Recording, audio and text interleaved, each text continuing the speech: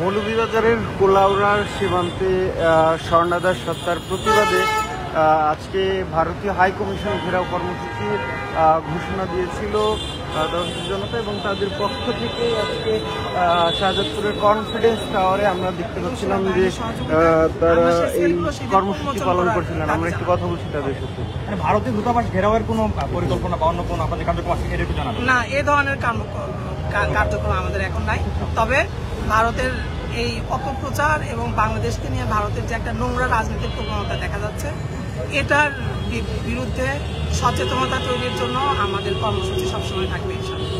আজকে তো কর্মসূচিতে লিখেছিলেন যে ভারতীয় হাই কমিশন ঘেরাও। আমরা আশঙ্কা করছিলাম যে এখানে কোনো অপ্রীতিকর ঘটনার আশঙ্কা ছিল এবং সেটা আমাদের উপরে বা এই দেশের বাংলাদেশের উপরে এটা চাপিয়ে দেওয়ার এরকম কিছু আশঙ্কা ছিল। আমরা সেই কারণে এটাকে শুধুমাত্র বিক্ষোভের মধ্যে সীমাবদ্ধ রাখি। আজকে মূলত এখানে কি কি কর্মসূচি পালন করলেন, মানে কি আয়োজনটা কি? আমরা মূলত বিক্ষোভ কর্মসূচি পালন করলাম। আমাদের ইস্যুগুলো ছিল প্রথমত এই স্বর্ণা দাসকে এই সীমান্তে গুলি করে হত্যা করা হলো। মাত্র 13 বছরের একজন কিশোরী মেয়ে, এর আগে ফেলানিকে হত্যা করা হয়েছে এবং গত প্রায় 10-12 বছরে 570-এর উপরে বাংলাদেশিকে গুলি করে হত্যা করা হয়েছে। এই যে অহেতুক হত্যাকাণ্ড, এই হত্যাকাণ্ডগুলো যে দুই দেশের সম্পর্কের জন্য ভালো না, সেটাই আমাদের মেসেজ, সেটা বলার কথা ছিল। আমাদের ইস্যু ছিল এই যে পানি আটকিয়ে রাখা, এরপরে বর্ষার মৌসুমে পানি ছেড়ে দিয়ে বন্যা করে ফেলা, প্লাবিত করে ফেলা, এটা আমাদের ইস্যু ছিল। বিশেষ করে শেখ হাসিনা পতনের পরে একটা কথা বারবার বলা হচ্ছে যে এই দেশটা জঙ্গি হয়ে যাচ্ছে, এই দেশটা ইসলামিস্টদের হাতে চলে যাচ্ছে। একটা অপপ্রচার চালানো হচ্ছে, ব্যাপক অপপ্রচার। এই অপপ্রচারটা বন্ধের একটা দাবি ছিল। হ্যাঁ, বিভিন্ন জায়গায় হিন্দুদের উপরে হামলা ইত্যাদির মিথ্যা সংবাদ প্রচার করা হচ্ছে, এগুলোকে বন্ধ করার দাবি ছিল। আমাদের দাবি ছিল যে সহনশীল থাকার জন্য, কোনো উস্কানিতে পা না দেওয়ার জন্য। আমাদের দাবি ছিল যে বিভিন্নভাবে উস্কানি আসতে পারে, সেই উস্কানিতে পা দিয়ে যেন আমাদের এরকম মুসলিম ভাইয়েরা যেন এমন কোনো অপ্রীতিকর কোনো ঘটনা না করেন যেটা এক অপপ্রচারের মাধ্যম হয়ে যেতে পারে। এই সমস্ত বিষয়ে মূলত আমাদের আজকের ইস্যুতে ছিল। আমরা দেখি যে দেশে যখন হিন্দুদের উপরে হামলা হয়, বিভিন্ন ইস্যুতে হিন্দুরা ভালো সরব থাকে। এবার সীমান্তে স্বর্ণা দাসের মতো একজন সনাতনী, তাকে হত্যা করা হলো, কিন্তু কেউ আসলে ওইভাবে সরব দেখায় নাই বা কোনো আন্দোলন বা প্রতিবাদ জানায়নি। এটাকে কিভাবে দেখেন?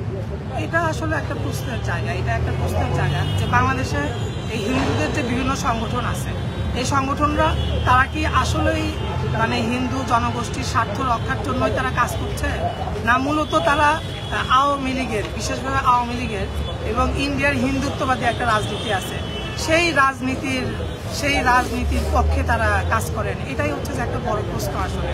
হ্যাঁ, আমাদের দেশের মানুষ অত্যন্ত সহনশীল এবং আমাদের ভিতরে এখানে বিভিন্ন জনগোষ্ঠী আছেন। আমাদের জনগোষ্ঠীগুলোর মধ্যে কোনো আন্তঃবিরোধ নাই। আমরা অত্যন্ত সম্প্রীতির সাথে আমরা সবাই বসবাস করছি। তো এখানে দেখা যাচ্ছে যে একটা অপপ্রচার হচ্ছে আর কি। হ্যাঁ, যে বিভিন্ন অনেক ক্ষেত্রে হিন্দুদের অনেক ব্যক্তির উপর আক্রমণ হয়ে গেছে, কিন্তু দেখা যাচ্ছে সেগুলো রাজনৈতিক কারণে হয়েছে। হ্যাঁ, কিন্তু সেগুলোকে ধর্মীয় হিসেবে প্রচার করা হচ্ছে। এই যে বারবার সীমান্তে হত্যা, এবার এই সরকারের আমলে কি কোনোভাবেই সেটা বন্ধ করা সম্ভব হবে কিনা, কি চান আপনারা আসলে, বা কড়া বার্তা দিতে বলেন কিনা দিল্লিকে? আমরা এটাই বললাম যে এই সরকারকে সাহস রেখে, মেরুদণ্ড সোজা রেখে তাদেরকে পদক্ষেপ নিতে হবে। কারণ বাংলাদেশের মানুষ ঐক্যবদ্ধ, প্রায় 18 কোটি ঐক্যবদ্ধ জনতা একটা দেশ এই দেশের সরকারের সাথে আছে। সুতরাং আমরা কখনোই আমাদের মর্যাদার প্রশ্নে আমরা আপোষ করতে পারি না।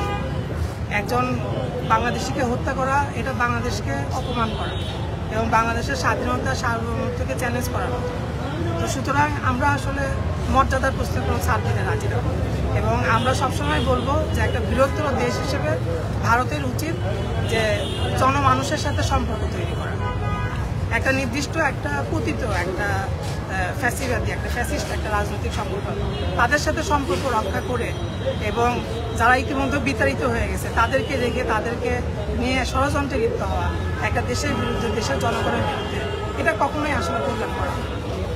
স্বর্ণা দাসকে হত্যা করা হয়েছে, আপনারা কেন মাঠে নামলেন? স্বর্ণা দাসকে হত্যা করা হয়েছে, আমরা তো অবশ্যই মাঠে নামবো, কারণ তিনি বাংলাদেশি, সে বাংলাদেশে একজন কিশোরী। তো সকল বাংলাদেশের জন্যই আমরা মাঠে নামবো। আমাদের জন্য ফেলানি যেমন আমাদের জন্য ইস্যু, স্বর্ণা দাসও আমাদের জন্য মর্যাদা এবং আমাদের স্বাধীনতা সার্বভৌমত্বের ইস্যু। আপনারা কোন সংগঠনের ব্যানারে আমরা আজকে? কাউন্সিল এগেইনস্ট ইনজাস্টিস থেকে আসছি। এটা মূলত ছাত্র এবং তরুণদের একটা সংগঠন। আগামী কর্মসূচি কি? আমাদের পরবর্তী কর্মসূচি র্যাব হেডকোয়ার্টারে, এটা এই চলতি সপ্তাহে এখনো ডেট নির্ধারণ করা হয় নাই।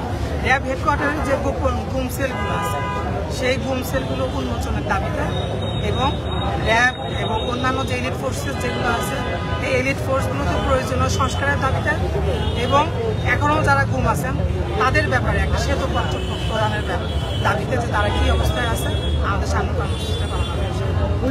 স্বর্ণা দাসের ব্যাপারে কতটা জোরদার প্রতিবাদ জানানো উচিত বাংলাদেশের? বাংলাদেশের সামর্থ্যের মধ্যে যতটুকু আছে ততটুকুই জানানো উচিত। বাংলাদেশের উচিত যদি কাজ না হয় তাহলে আন্তর্জাতিক ফোরামে যাওয়া এবং অন্যান্য যত রকম মাধ্যম আছে সকল মাধ্যমে চেষ্টা করা।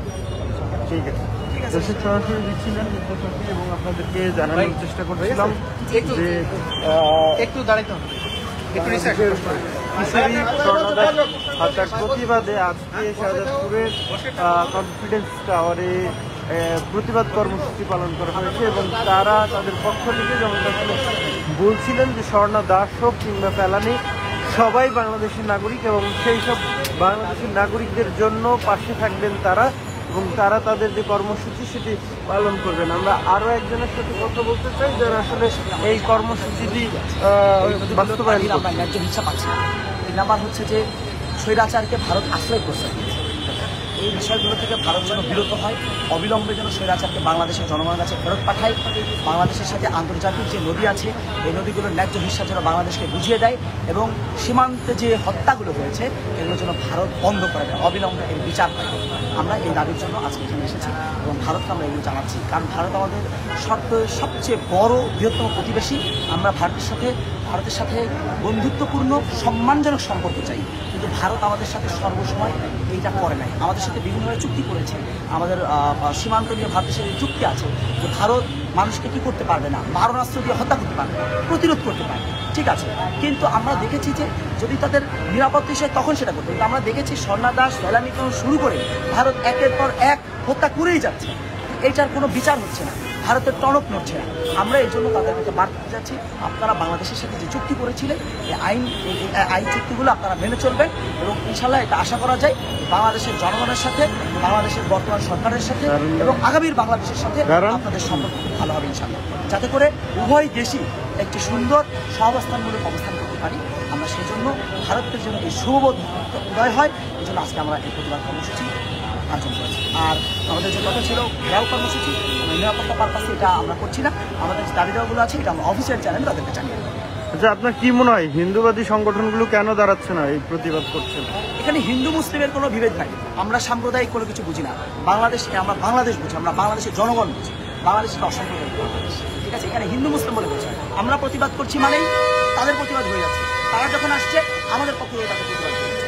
বাংলাদেশের মানুষ অন্যায়ের বিরুদ্ধে কথা বলছে, হিন্দু মুসলিম দ্যাট ডাজন্ট ফ্যাক্ট। আপনারা দেখেছেন যে আমরা মন্দির পাহারা দিয়েছি, আমরা মাজার ভাঙার বিরুদ্ধে বলছি, যা মাজার ভাঙা যাবে না, ঠিক আছে। এখানে হিন্দু মুসলিমের প্রশ্ন কেন আসবে? নো ডিভাইডেশন।